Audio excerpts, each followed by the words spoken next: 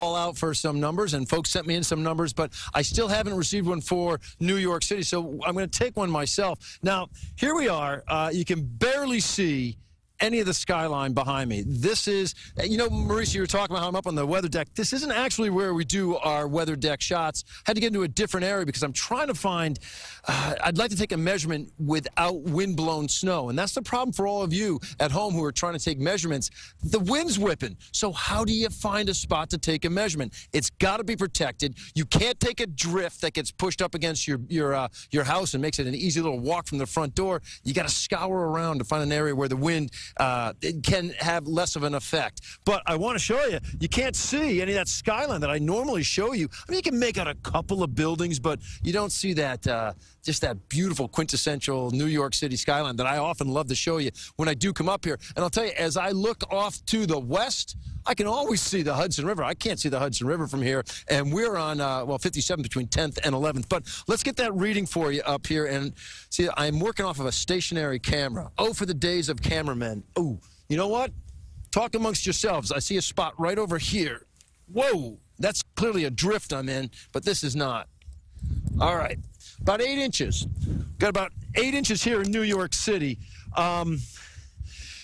There's more to come. I think 5 o'clock is, I'm going to stick with that number for when things are going to start to wind down. It's a pretty decent snow that we've got going. Look at that. That's a, well, oh, that'll wake you up in the morning, lad. Wow. This is awesome. Okay, guys, we are live here on the weather deck. Well, actually just outside the weather deck. But we've got a reading for you now here in New York City. It's not official. It's the best I can do. About 8 inches or so in Manhattan. Maurice Cage, let's go back to you.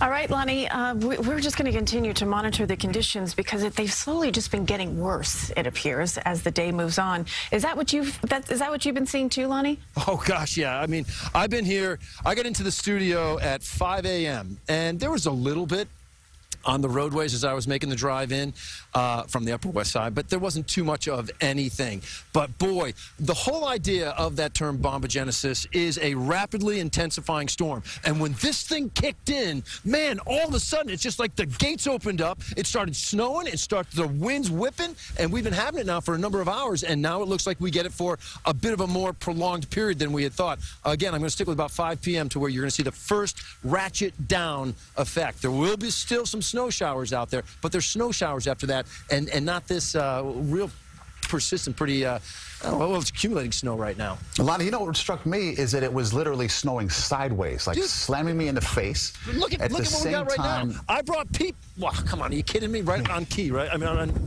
on. There you go. Just give me a second here. I mean, it's on cue. I brought some folks in the newsroom over to a window in the conference room where we could look out, and I wanted to show them the snow floating up. Not floating up, being pushed up. Snow was falling upwards. The wind was that strong.